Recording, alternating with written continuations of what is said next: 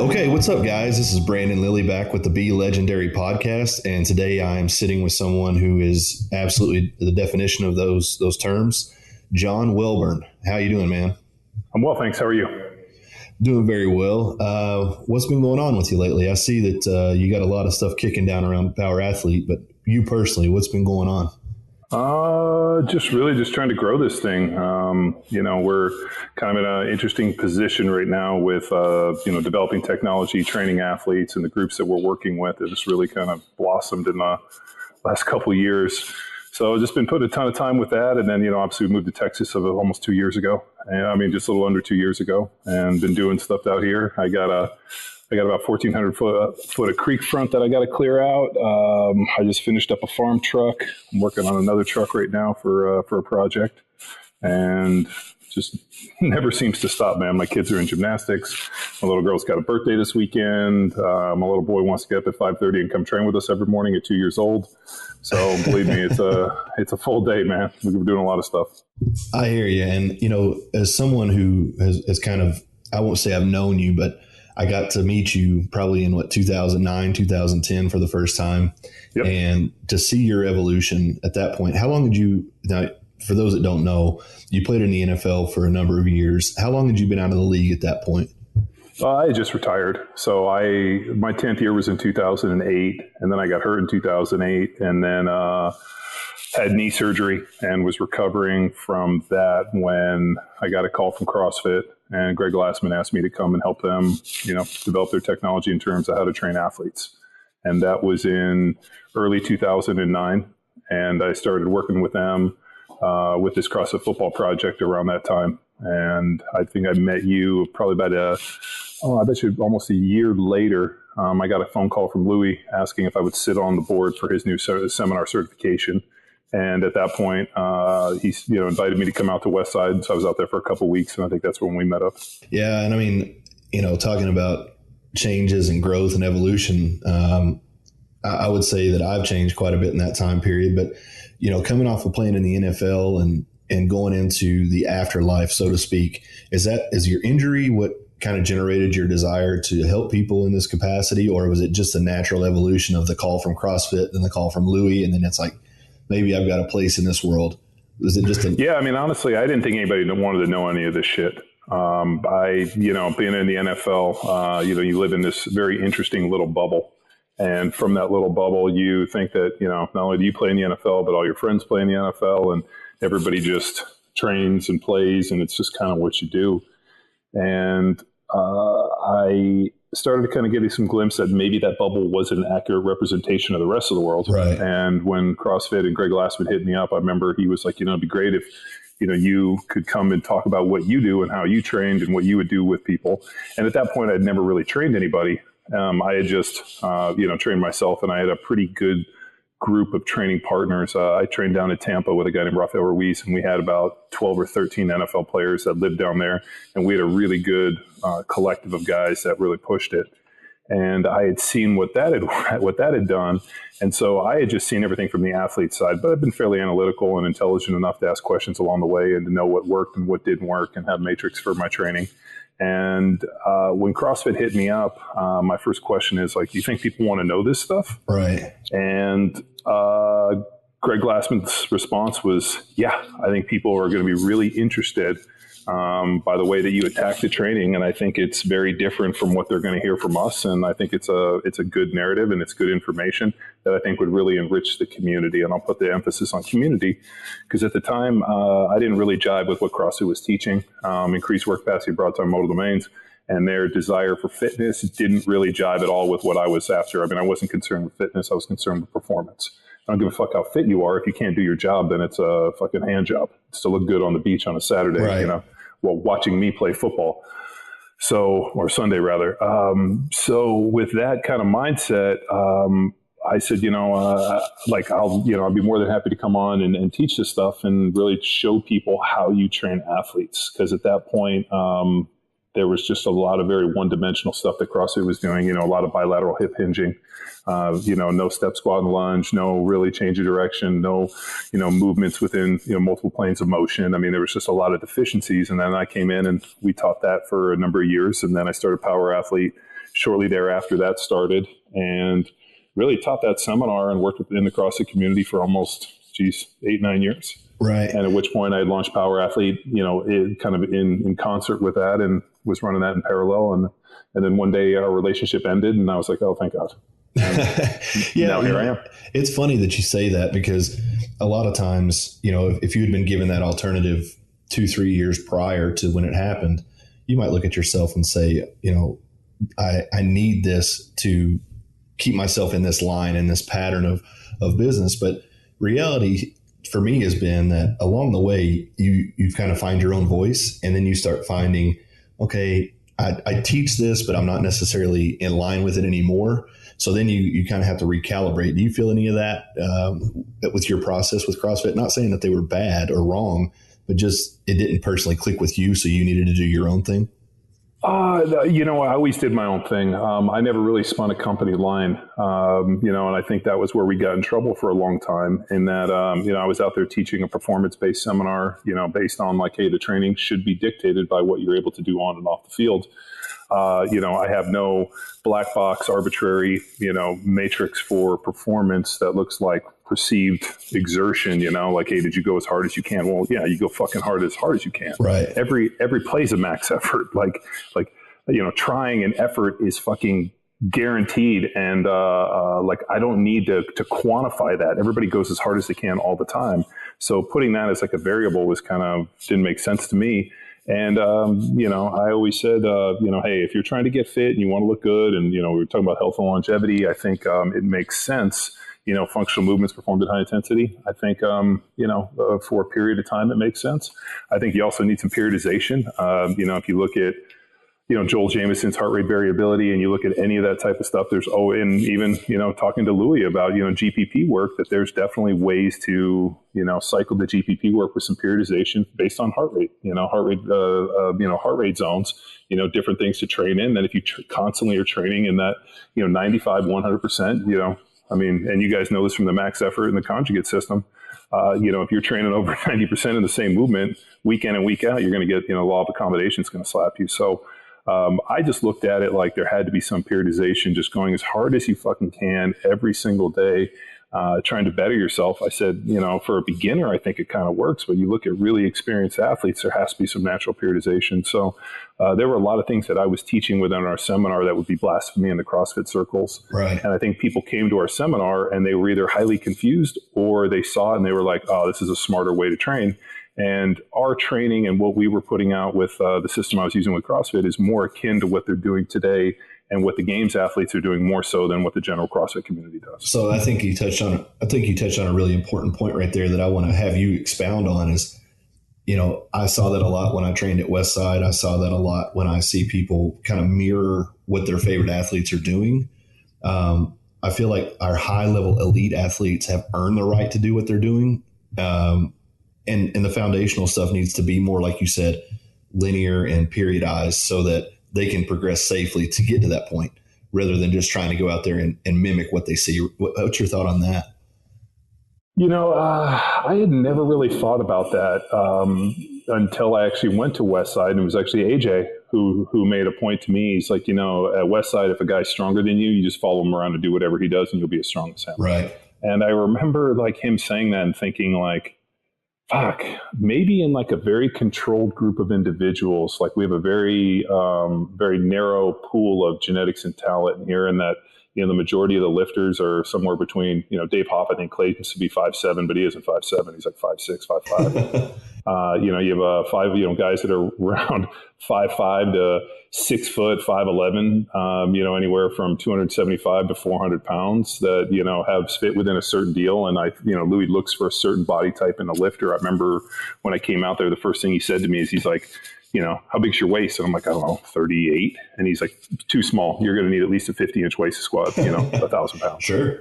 And I was like, dude, I'm never going to have a 50-inch fucking waist. Well, and it just was like a funny thing. And then I remember we were squatting and he was like, man, that's good that you can squat toes forward. And I was like, well, yeah, shouldn't you always squat like that? He goes, of course. I'm like, well, how come none of your guys squat toes forward? He's like, their bellies are too big. He's like, the belly hits them in the quad. We got to open the toes up to get for them to sit into the squat. So, I mean, like, there was just a lot of funny things. Like that interaction with Lou was great. It just, there was just a lot of little interesting things that he said. But I think with athletes and what we found is that even though we're the same, all, decaying matter, there's certain things that people do extremely well, and there's other things that people don't. And being able to put them into our athleticism blueprint and then seeing what they can and can't do, and then working on those weaknesses while never deviating from those strengths. I mean, as an NFL player, man, there were things in my wheelhouse that made me who I am and who I was. And that in the scouting report, there was I was always a low stance guy. I was always a quick, big punch dude. And once I got you into position, I was able to kind of stay in front and use leverages. I was never going to put myself in a bad position and try to out athlete you. I was very technical, very good. And I knew who I was, and I worked on those strengths at big punch, quick hands. There were things that were unique to me, and I worked those, never at the expense. And there were things that I didn't do as well, and I focused on those. But I know who I was, and I think what happens with a lot of athletes, CrossFit people, CrossFitters, powerlifters, whoever it is. I mean, everybody has this idea, and I even heard this in the CrossFit deal. If you worked on nothing but your weaknesses, you'd be better. And I thought, God, that's a fucking horse shit. Right. You got to bring up those weaknesses, but never at the expense of who you are. Man, if you're a power lifter and you're a big bench dude, you just don't go train the bench or the squat and the deadlift. Right. Because if you all of a sudden have a bad squat or deadlift, your wheelhouse is the bench press and you're going to fucking make it up. Sure. Or if you're going in and and I saw that with, Chuck Vogelpohl. Yeah. His shoulder was fucked up and he wasn't really able to bench. So what did he do? He fucking squatted and pulled his ass off and didn't even worry about the bench. Yeah. It wasn't like Chuck stopped squatting and deadlifting and just focused on the bench. He's like, fuck, my shoulders are fucked up, my upper body's fucked up. I'm going to crush this other shit. And people remember him for that. I don't ever remember anybody bragging about Vogelpohl's bench press. I think I see that a lot in the community of powerlifting, especially. Strongman is its own animal, and it's so well rounded innately just because you never really know what you might be thrown at as far as the events go. So you're training all kinds of different things. I think sometimes that narrow scope of a sport like powerlifting, where you have three options, squat, bench, and deadlift, you let's say you do have that one lift, and usually everybody has one that's kind of a standout. People spend so much time, rather than milking that and getting it for all it's worth, they focus so intently on the other two that one kind of suffers because of that. Did you see that in the NFL, or do you see that in athletes across the board? Oh, yeah. Yeah, and I think what it comes down to is when people don't know who they are, you need to be able to look in the mirror and be like, I know exactly who I am. I can write down on a piece of paper exactly what I do and who I am and how people would remember me. And it was easy in the NFL because we had independent scouts. There was a Giddings report, and, there was scouting reports by other teams, and you'd catch glimpses, and they'd always tell, those scouting reports are accurate as shit. Right. And they'd be like, big punch guy. There were always these little kind of taglines that they would associate with people. And so you knew exactly who you were. If you were the type of dude that was going to, fucking throw in the towel late when shit was on, they knew that. And, with that stuff, you make a living, really, you make a reputation, you make an entire life based on the strengths and what I do. Because I'll tell you this, man, at the darkest hour, your worst fucking fears, you're playing on, New Year's Eve in the snow and, Giant Stadium, and, you got Strahan, which is a true story, and you're playing against Strahan, and it's fucking, New Year's Eve, and it's snowing, and it's, fucking 20 degrees, and you're playing against this dude who's, perennial future Hall of Famer. And you're like, you know what? I know I'm stronger than Stray, so I'm gonna put my hand in the middle of his chest and I'm gonna fucking drive him off the line, and we're gonna get a touchdown. And that fucking happens. I didn't try to out athlete him. I wasn't trying to be fancy. I just fucking realized that it was cold. And if I put my head and my fist into his chest, into his chin, he was probably going to take a fucking step back. Right. And so in those situations, the darkest moments, when all the world seems against you, you have to have something that you hang your hat on and know who you are. And as an NFL player, I think the reason I was successful was that I made no illusions about who I was. I knew exactly what I could and couldn't do. And I leaned on the things that I could do very well, and I was perfect in that moment. So I think, with business and what we do now, I think we train athletes in a really interesting way, and we do it really well.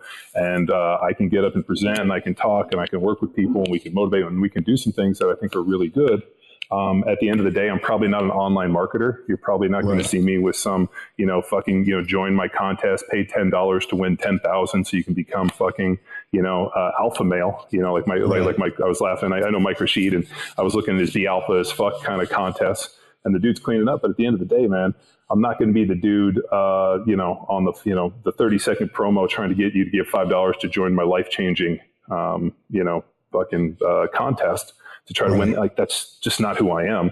Now, so I think what's interesting, and whether it be business or sports or, powerlifting or CrossFit or whatever, I think everybody has to look in the mirror and know exactly who you are. And I guess if you look in the mirror and think, hey, I'm a fucking piece of shit, then I think you got to make a U-turn and try to fix yourself.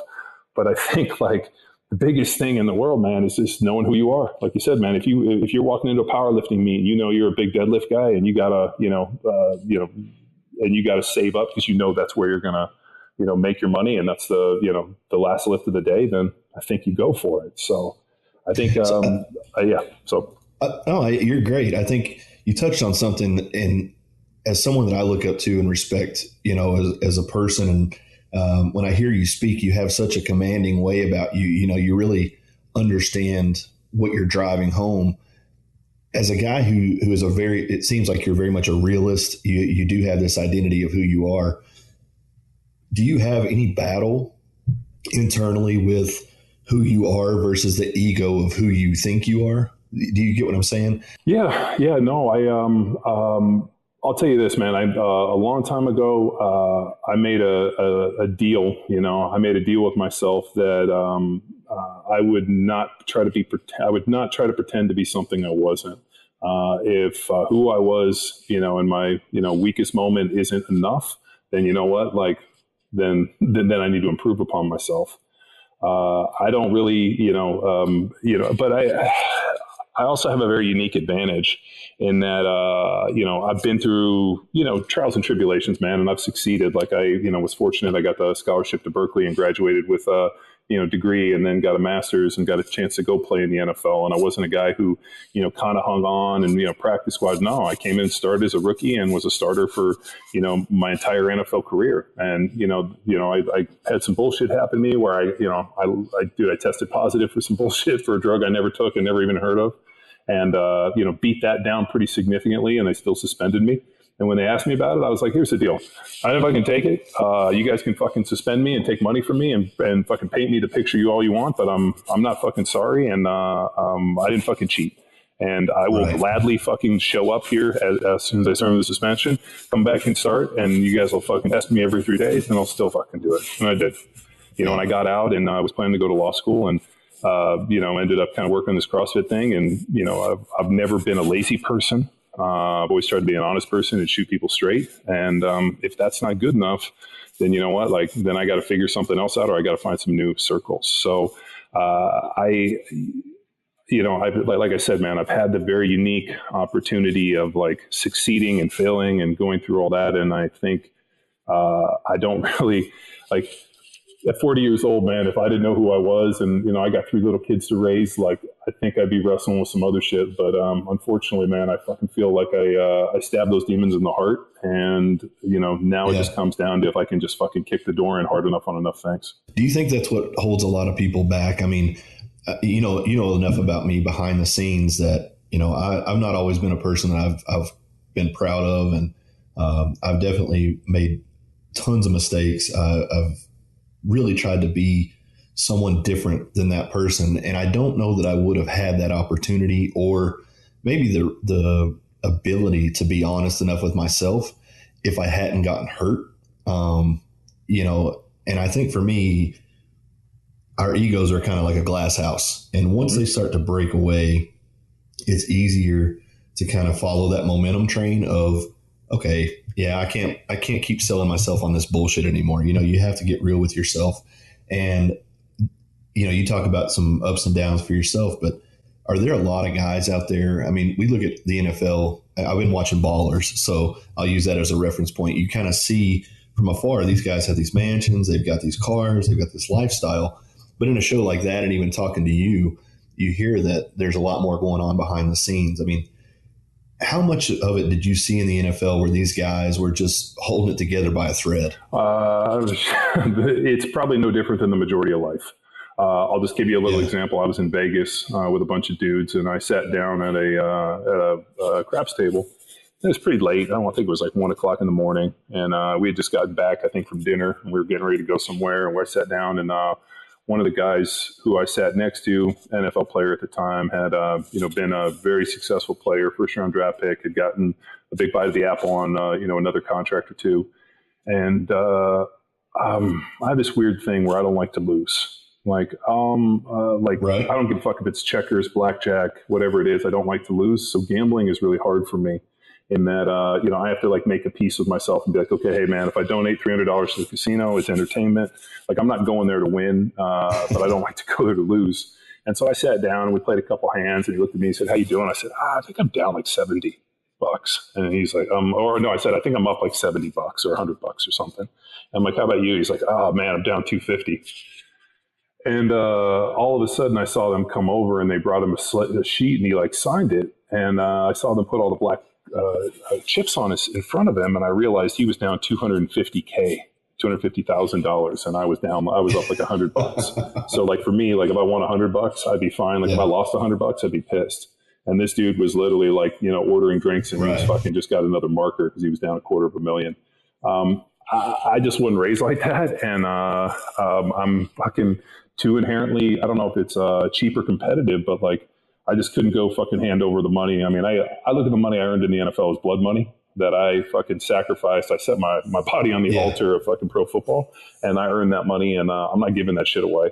And so to have that was really interesting. He ended up having a drug problem, and I think he married a porn star, and ended up kind of fucking tailing off. But kind of a lot like powerlifting, some other sports, I think for guys to be successful, they have to be kind of reckless, type A personality. And then you couple that with a lot of hits to the head, drugs and alcohol, and next thing you know, you get some very unique individuals. But it's not really the sane individual that's putting himself in that position. So it's I said, man, like that peeling away, and really what you're talking about, I call my 20s. Like I think in my 20s, ego got the best of me many times. And I remember my dad told me a good piece once. He said, ego's killed more people than cancer. So be real smart. And I think if you've ever heard me speak, I talk about the difference between ego and pride. Ego gets you in trouble. Pride is me knowing that my name is on the back of the jersey, and when I step out on the field, everything that I do is not just a reflection of me, but it's everybody that has that name. That's my dad, that's my mom, that's my brothers, that's my niece and nephew, that's my kids to be, that's my wife. So I look at that as very protective of that name, and a lot of pride in who I am and those that what have done before me are doing. And so I make a distinction about that. But yeah, man, I was prideful. And, and I'll tell you this, man, pride before the fall. You make some bad decisions, and you've seen this. You make some bad decisions in your 20s.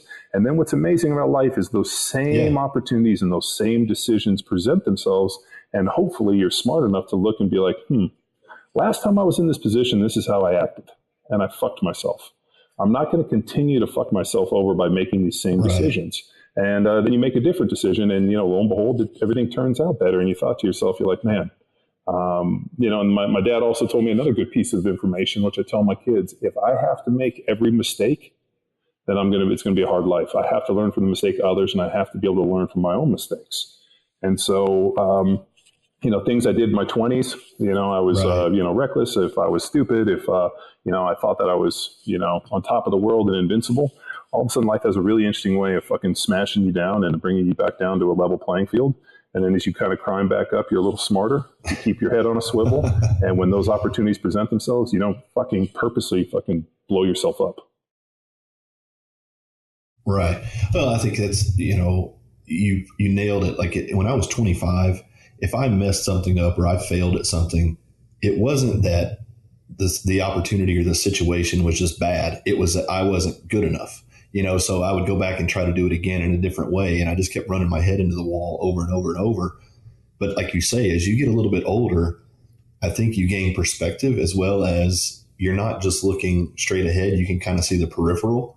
And I don't know what it is between, from a 20 to 25 is a massive growth. From 25 to 30 is massive. But I think there's something from 30 to 35 that I've felt that was really like clarifying for me. And then I think even as the further you go, the more it doubles down. But I want people to hear this because I get so many messages, and maybe it's because I've tried to be somewhat transparent about my struggles, but I get so many messages from people like, hey man, I want to be a better power lifter, but I'm in this relationship and I'm thinking about leaving her and blah, blah, blah. And I can remember 100%. I was talking to Greg Panora right before I went to Westside. It was actually the day after Louis invited me up, and I called him, or he called me. And I said, man, I can't believe I'm talking to you. You're a world record holder. I regarded him as a hero at that point. And he was like, man, you've got a wife and a family. And he's like, I'll probably trade for it, And I didn't hear it at that point in time because I had a new baby and I was freshly married. So he had already been living the life that I thought I wanted. And he was telling me, nah, man, you got it made right now. But you can't see that. I mean, how many people, I guess what I'm trying to say is if you're looking at an athlete, like you said, that's repeatedly trying to make the practice squad or just wrecking his life for a dream, at what point do you discourage them, or is it even discouragement? Is it reality? Yeah, I think people, people lie to themselves. And I think, football is one of those sports where, you either can or can't do it. There's really nothing in between. And a lot of guys kind of hang on and they do this and they kind of, are on the cusp and they get invited to camps. And it's just really, it's a really nomadic kind of terrible existence. I showed up and I could play from day one, and I started and I was a starter and, a stalwart player for a number of years for that reason. And I used to see guys kind of going through this deal. And I always remember telling them, I'm like, dude, if if it hasn't happened, there's a good chance that it isn't going to happen next year, but I could be wrong. And I'm nobody to squash anybody's dreams. And I think you gotta live your dreams, and I know what's so difficult. Now I'll tell you this, man, I was very lucky in that my rookie year when I came in the NFL, every single one of the old guys that I played with was either divorced, in the process of divorce, or literally was like days away from a divorce. And I remember a couple of the old guys, we were sitting there and I was, as a young dude just sitting around, just trying to soak it in. And every one of them was like, being married and having a family takes a ton of work. And it's a big piece on the plate. And to be really good at football, you have to be an extremely selfish person. So if you're okay with that, then kind of go down that road. It doesn't end well for a lot of people. And every one of them was like, if I had to do it over again, I wouldn't get married and have kids until I was done playing football. Right. And so at that time I was dating a girl. We ended up breaking up and I was good. I was like, man, I'm not getting married. I'm not going to have kids. I'm not going to have any of that stuff until I'm done playing this game, because I know how selfish you have to be successful. Now, when I got done and I met my wife and we decided to have a family and get married and do all this stuff, I see now, that I would not have been the dad then that I am today, just out of mere selfishness and time. As you guys know, being married and having kids, you have to be extremely unselfish. And if you're a selfish person, it doesn't go that well. So I think, me having a little bit of clarity and a little bit of age and having done that made me a much better father. I don't think I would have been nearly the father I am today. And not that, I like to think I'm a good dad, but I think that, the person I am today is a much better person fit to be a father than somebody that was in my 20s. And it's just because I wasn't emotionally or mentally prepared for that, because I was a selfish fuck. All I wanted to do was I wanted to wake up. I wanted to go train. I wanted to eat. I wanted to rest. And I wanted to prepare myself to go out and fucking beat some dude's ass for 3 hours every Sunday in front of millions of people. That was it.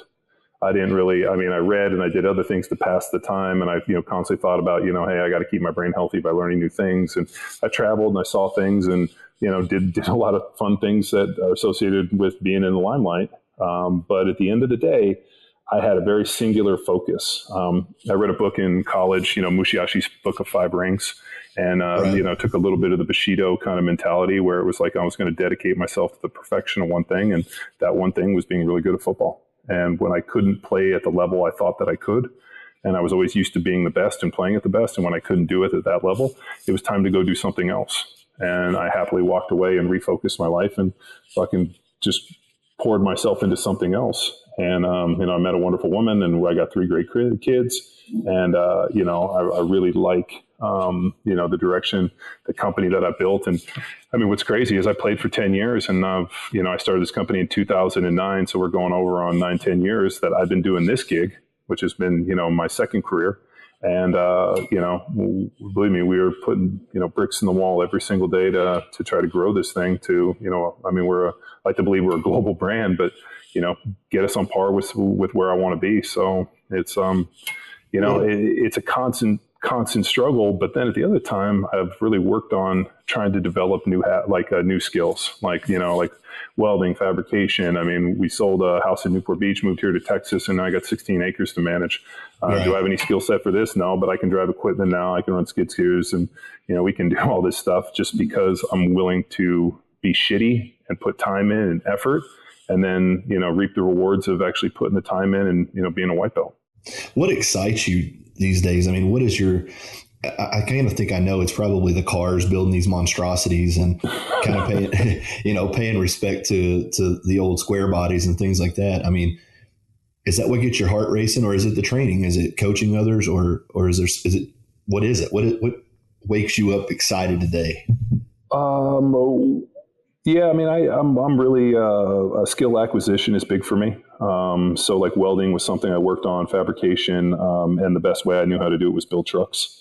And so, we just finished that 84 K30 flatbed truck, which is our ranch truck. And I put it on 42s with 1 tons and boxed the frame and did all this crazy shit and bent all this cage, and we put about 1,000 foot-pounds of torque and a Cummins in it. And it's literally, dude, the thing will literally, the end of the world will come and that thing will be fucking driving through. So yeah, Bert was talking about. So is that your motivation? What's that? Is that your motivation when you're building these things? Is it like, I just want this thing to be a Mad Max functional vehicle, or is it like? Yeah, I like things, I want to build things that when people look at, they think what the fuck? What fucking asshole would have built this? I liked really things I also like stuff that nobody would ever see. You would never be able to see it anywhere else. And so I like unique things. I have a 68 GT500 Shelby that I got to finish up. We were working on that, and fucking steering column was busted up, so I had to send it to a guy. And there's one dude in America who rebuilds the steering columns, and he's like, it'll be a couple weeks. Well, that was 7 months, so right. I kind of had to put that on hold. And so then we had some spare time, and we started fucking around with that truck. But I got a 49 REO Speedwagon that I pulled out of a barn in Monterey that's been kind of waiting. I've been collecting parts for, and we're going to do almost a back half trophy truck out of that. And I want to learn to weld chromoly, so that'll be my next project. So all these things are just really vehicles for me to increase my skill set. But I'll tell you what really is my passion and what wakes me up every day is really just what we're doing here at Power Athlete. I mean, I don't really like to, talk too much about what we do, but, we work with thousands of people, online and in person. We certify coaches. We have, our methodology and our Block 1 whole series. And, really going through and taking people through their journey of uninformed to informed to, advocate, and really just helping them progress in terms of how to train athletes, how to be effective, how to use good methodology, and more importantly, how to wade through the nonsense. There's so much bullshit out there that, I just wanted Power Athlete and my company to be a beacon for good information, and to be associated with, good companies and good people, and to be just rock solid in what we're doing and just not full of shit. So I think doing that, the fabrication and what we're doing with the welding and the building and all that type of stuff is more just, is me trying to learn new skill sets. I read years ago that if you want to keep your brain healthy and you want to keep, the plasticity of the brain, develop new skills in different ways that are, outside your norm. So for me, welding, the meticulous nature of TIG welding opposed to MIG welding, and then being able to actually, fabricate things and, figure out problems is really good for just brain. But, the other one too is be a good husband and be a good father. That's a big one for me. I got 2 little girls that are turning 7 this week, and I got a little boy who's 2.5. And, I think about it all the time, if it's not me and I'm not around, whether I'm physically there or emotionally checked out, or if I'm not present, who's going to be the one that's going to help them through this stuff. And right, absolutely. That's my passion, man. I want to prepare my kids to the best of their ability. Like I have a whole skill set that I want for my son and for my daughters. Mm-hmm. And it's up to me to learn that skill set so that I can teach them. And on top of it, like, we still train every day. Like me and the guys, like we have a gym full of equipment here on the property and, big building and shit. We show up every morning at 6 a.m. and we fucking bang weights and we, start at Squattober and, there's, things to, like we have friends to, support and this, and I gotta stay in shape. My daughters are 7. They got about, another 9 years before they start dating. So I still got to be a bad motherfucker. I mean, hopefully I'll get born to kill tattooed at some point on somewhere, neck or knuckles. Yeah. But I'll tell you, man, like just because like what I think upset me the most, when I was in the NFL is when guys retire from the NFL, their post-retirement life just looks like parasitic on what they did before. So, Tony, Terry, and Tony, jump on CBS in the morning, and Sunday morning pregame shit. And there are these guys that played 20 years ago and they're still talking about football and people know them because, hey, this guy played, you got Howie Long, Pro Bowler and this, and he's talking here and people remember, this. And it's like, fuck, man. Like, if what I did in my 20s and early 30s is the only thing that I can do of marker that actually allows me to continue to live my life, then you know what? I haven't fucking extended who I needed to be. I wanted to reboot. I wanted to recalibrate. I wanted to be a Renaissance man. I wanted to literally redo something and have somebody know me for other things and be like, oh shit, and that dude played in the NFL? Damn, I didn't even know. Man. That is, that like reinventing myself is fucking my passion. And that's what pops me up in bed every morning. Like I don't want everybody to be like, oh, he's successful because he played in the NFL. Well, right. We know that's not the fucking case. You've seen Ballers, you know how it goes. Yeah. But I want this company to be successful. I want me to be able to put it in better positions because of who I am, what I know, and what I'm able to accomplish, not just merely what I did in my 20s. I think that's been something you just touched on and you clarified it much better than I've been able to when I've tried to talk about it. Listen, I got every ounce of juice from the squeeze that I could in powerlifting to the point that it literally broke me down. I still love to train. I still love to lift, but I feel like it's a disrespect to what I did. And also the guys that are doing it at a much higher level than I ever did it, to sit here and try to just beat my chest and toot my own horn and like, look at me, I'm on this comeback, or look at me doing this. I did a little bit of that when I first got injured because I was reconciling. But now, like this podcast or hunting and learning to shoot my new bow and shooting different rifles and handguns and going out camping and all these things that have, it's funny. I'm doing the same stuff that I did when I was a kid, but it's reinvention at this point. I'm reconnecting with those things. I'm redefining who I am. I had my 15 minutes as a powerlifter, and I don't care to talk training. I don't care to talk about, the science of things. I just don't want to talk about myself so much anymore, and I hats off to you because you're doing it at such a high level. I mean, you're running this company.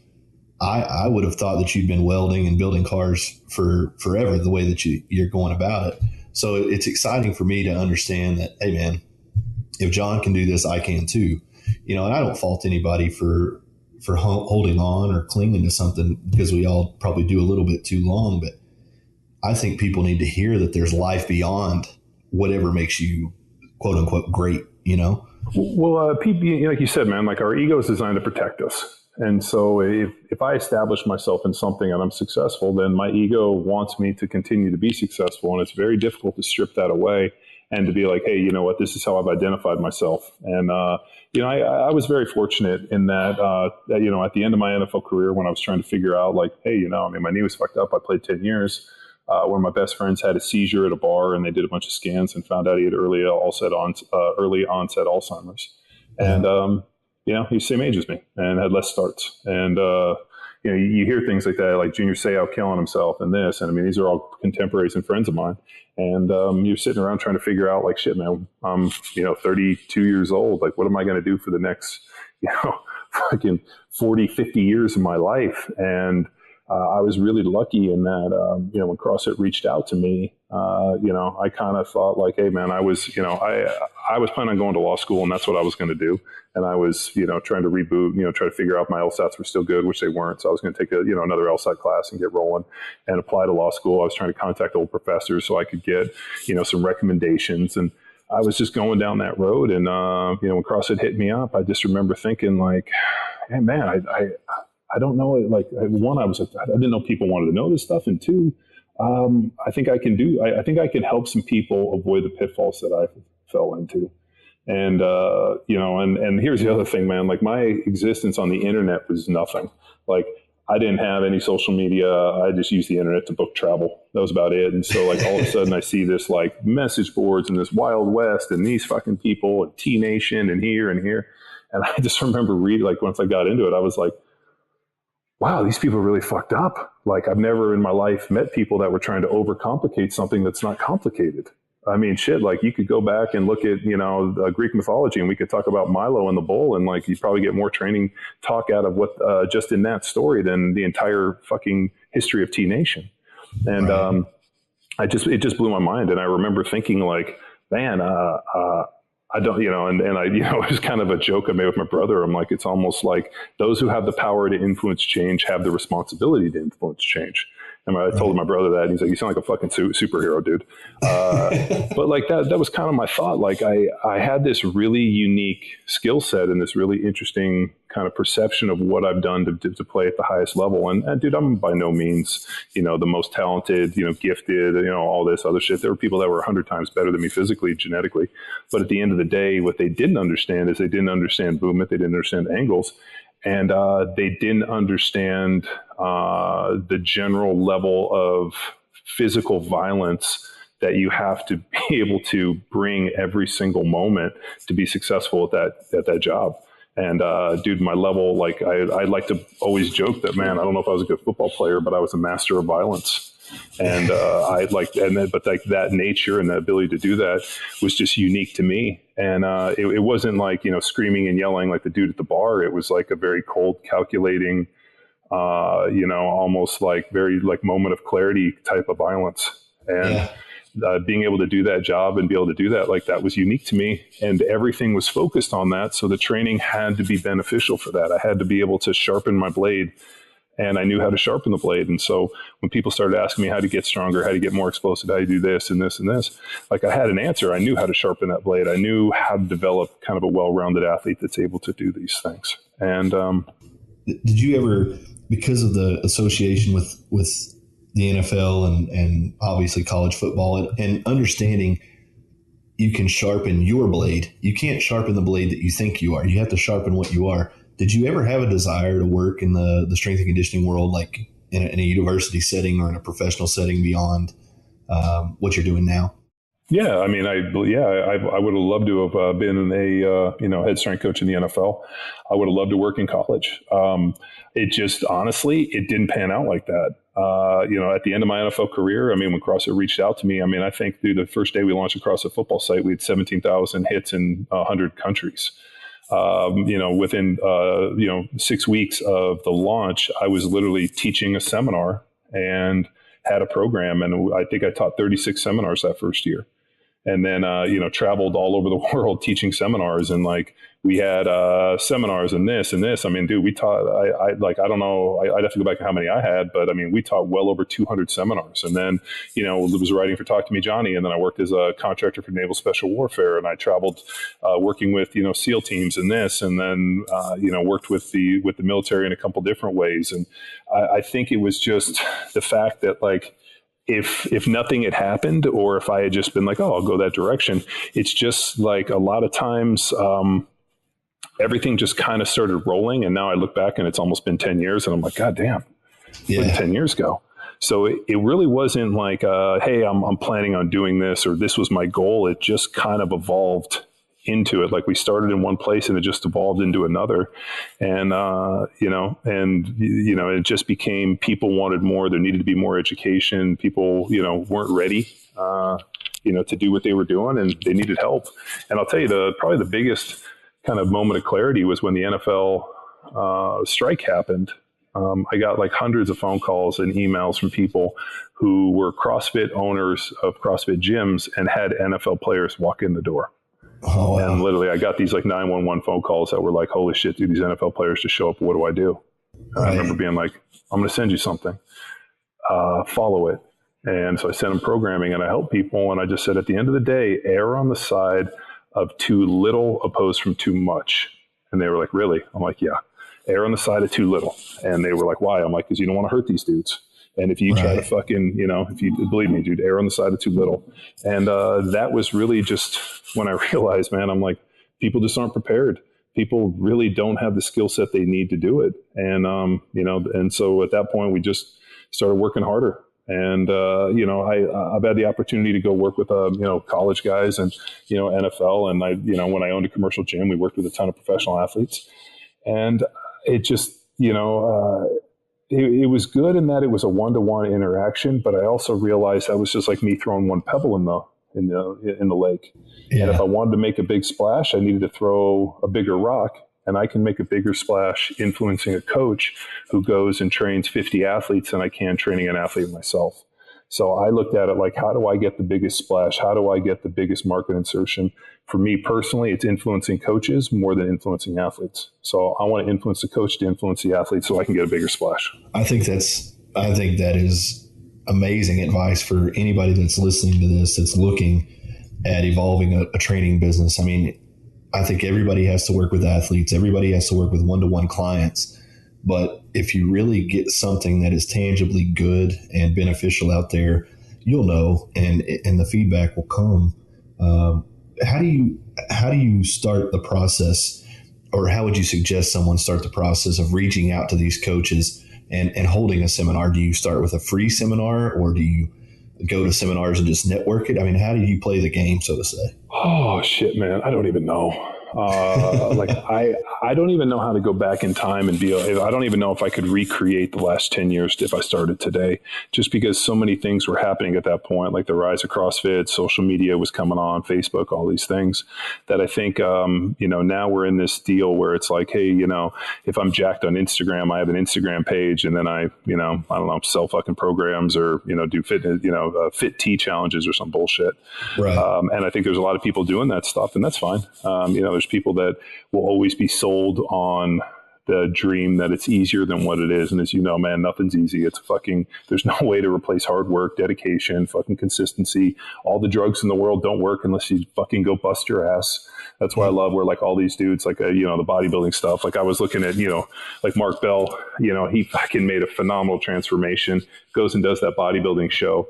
And I think what was hilarious was, I don't know how he finished. I think it was like second overall. But dude, the guy had like, good on him that he got out of his comfort zone and did this deal. And like, I was just like, the comments were like, oh, he's on steroids, this and this. And I'm like, let me tell you, man, I played in the NFL a long time, and there's no steroid for fucking heart. There's no steroid that's going to get you up in the morning at fucking 4 a.m. to do fucking cardio. There's no steroid that's going to, put you in a position to fucking weigh your almonds and figure out your macros. Like there's no drug for hard work, dedication, consistency. But what it is it's an easy way for people just to fucking say that, so that it negates that person's hard work. Like it's just, to me, it's like it's like, you see pro bodybuilding, dude, everybody knows that pro bodybuilders take drugs. Like that's part of the job. It's like, world champion, like world, like powerlifting, right? Like it's just part of the fucking deal. And yet people are like, oh, they're on. I'm like, well, here's it. And I used to tell people constantly, I'm like, here's the deal, man. We get tested 30 times a year in the NFL, but here's the deal. I'll give you every steroid. I'll buy it all for you. You take them. And I guarantee you don't even fucking make your high school football team. Right. Like it's such a weird thing. But I just think for anybody wanting to get into this deal, I think one, you got to figure out like, like what camp do you kind of sit into? Like, what are you trying to put on, or what are you trying to do? I think there's some really good systems out there. And I think all the really good people come from a system. Like if, look how many good guys have come out of the power or the West Side system. So you can have some really good West Side coaches that have gone on and done their own things. You look at, Charles Paulquin just passing away. There's been a lot of good coaches that have coming out of Paulquin's stable. So I think today, you got to almost, go somewhere, train somewhere. And, and then if you want to go out and venture off and do your own thing, you usually come with some form of pedigree. At the end of the day, there has to be a reason for people to listen to you. For me, I played 10 years in the NFL. I've been a high level performer, played on some of the best lines in pro football. And in 2008, I competed in the CrossFit Games and finished like 70 something out of 200 people, like just on a whim. Like they hit me up and I was like, yeah, fuck it, I'll go win the CrossFit Games. So I showed up at like 310 pounds and competed against these 135 pound dudes. And like people were like tripped out. And I'm like, well, yeah, well, why the fuck wouldn't I? And they were like, well, NFL this? I'm like, well, yeah, fuck. It isn't like I'm going to come out here and get fucking hurt.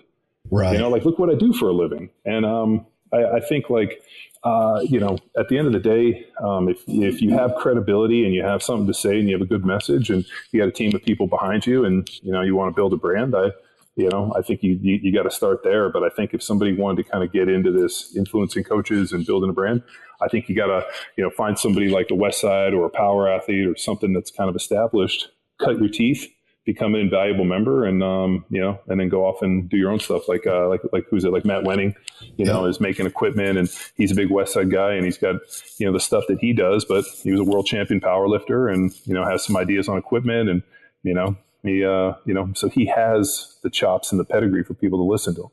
Absolutely. Who do you listen to today? For what? I mean, as far as, I don't want to just narrow it down to sports, but I mean, are there people that you continuously find yourself reading their material, listen to their podcasts? I think I don't necessarily look for people to inspire me, so to say, but just to maybe leave breadcrumbs on how to get to their next level. That's like Matt Vincent. He's a guy that I always feel like I'm a few steps behind. That's funny because I always feel like I'm a few steps ahead of Matt Vincent. No, I'm kidding. That's just a joke. I'm busting his balls. If he's listening to this, he'll probably text me like, "Welbourn, you fucking asshole."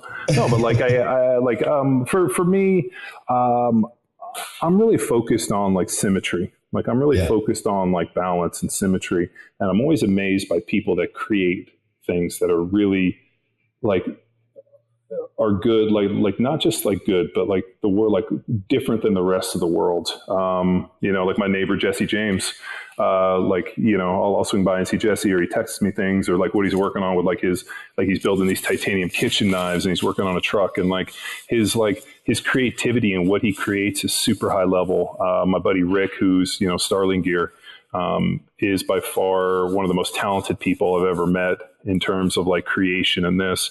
And I'm really focused on like, not only like the creation, but the branding, the image, and just, and it doesn't always go back to training and sport, but it goes farther than that. I think like if the only people you listen to are, I'm in this game, I listen to Louis and, these guys, I think you're hearing half of the message. For me, what I'm really fascinated by is people that build authentic brands and that people that are experts in what they do.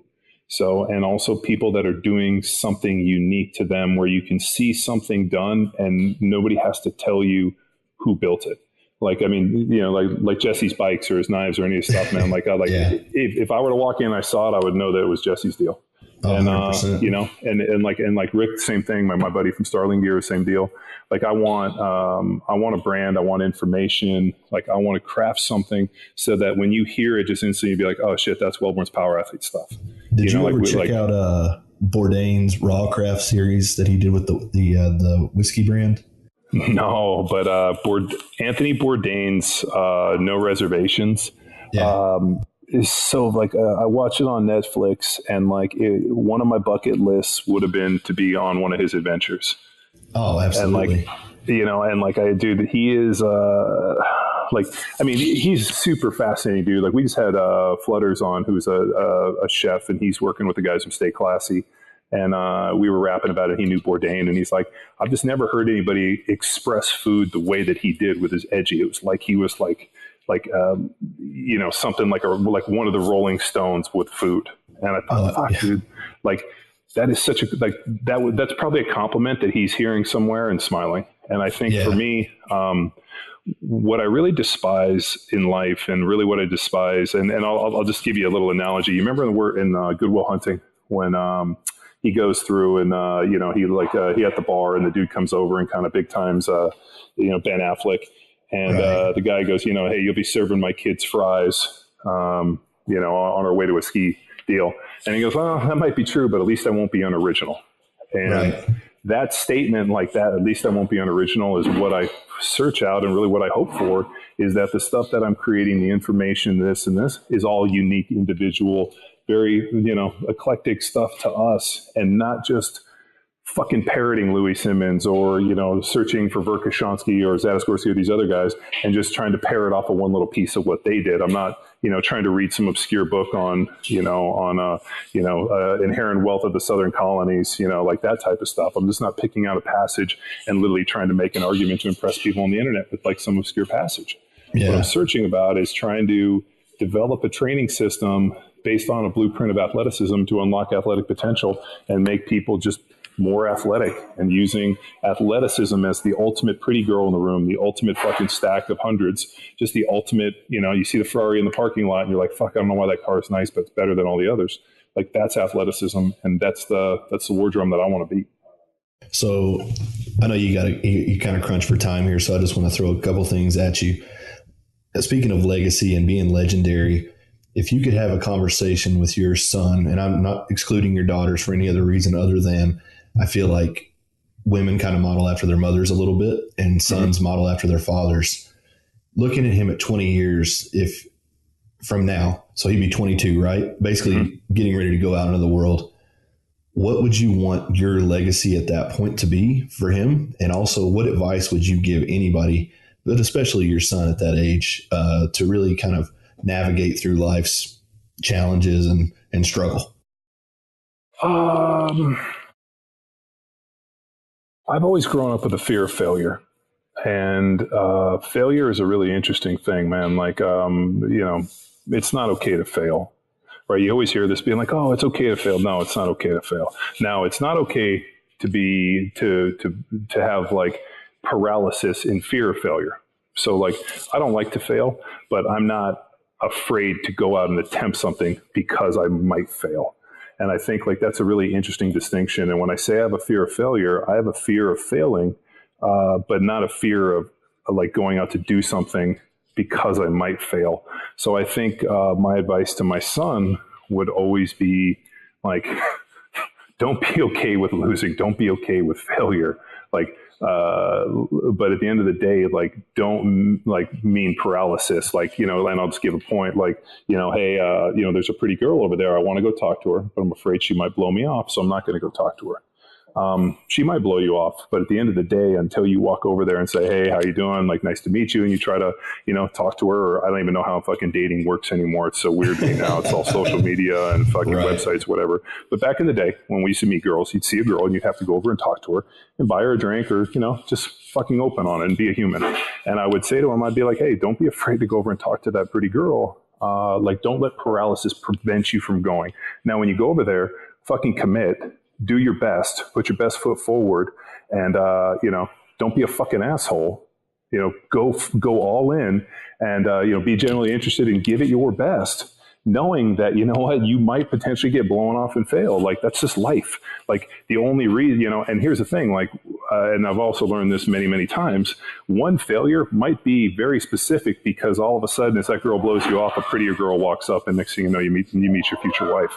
So my only thing would be, like, don't, it's not okay to fail, but it's even worse to like be, allow failure to have some paralysis. So I just want my little boy to grow up. I want him to be, I want him to be healthy. I want him to be happy. I want him to be, physically fit. I mean, the fact that he gets to get up and train with us every day, like he'll have every advantage in the world. I just hope that he takes those advantages, as blessings, not just for granted and like, oh yeah, it's just kind of the deal. No, I want them to be appreciative and build upon it. And like, I think I said this at Summer Strong 2 years ago when I got up and spoke.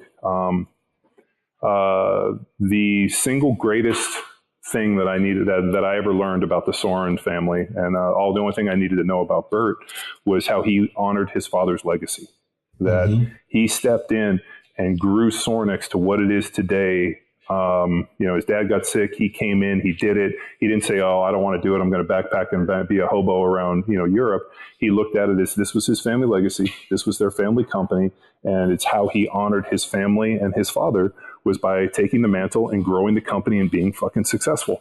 And I told him, I was like, hey, Bert, like, I don't need to know anything other than about you, other than the fact that you honored your father and you did it right.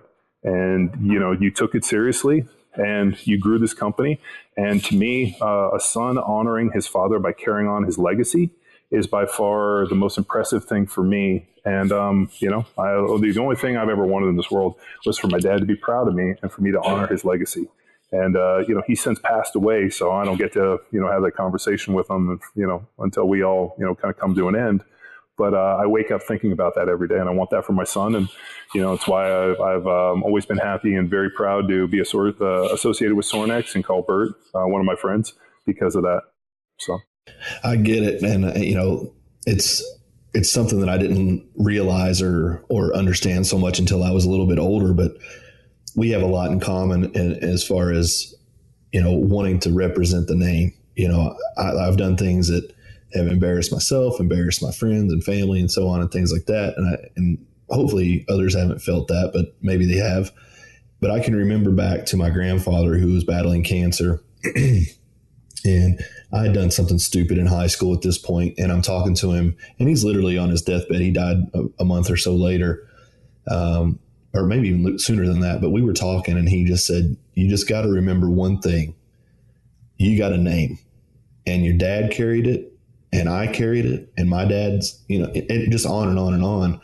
And at that point in time, I was like, yeah, whatever, old man, you're just running gums. But the older I get, the more I feel that. And especially after having my son, I really get it, because when I see him like on the football field getting captain and you see his name out there, it's like, yeah, that's good. Yeah, it's a definite pride. But man, listen, I know you got to bounce, but I appreciate you taking the time. I feel like you covered a lot of stuff, but I feel like we can keep on going. So we'll have to do this again sometime. Sounds good. I look forward to it. Tell us where we can find out more about you and where we can get in contact with Power Athlete. Yeah, you can Google John Welbourn, WELBOURN. You can find me on social media at John Welbourn. And then powerathletehq.com, or just put in Power Athlete into Google, and we own about every page on there. And, we have a methodology course, block 1. We have a kick-ass symposium coming up at the end of the year. Sorinex is one of our title sponsors. And, it's just really about, empowering people, unlocking more knowledge and just making better versions of people. And so it's really one of the coolest things I get to do is, and you were there last year, is our symposium.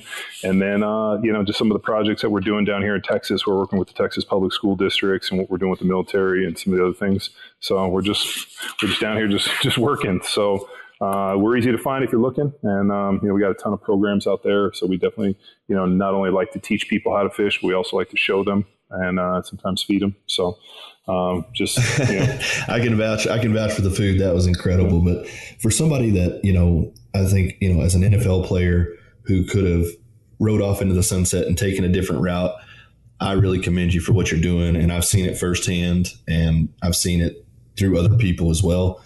And I just want to thank you from the behalf of Sorinex and even myself, just as an individual.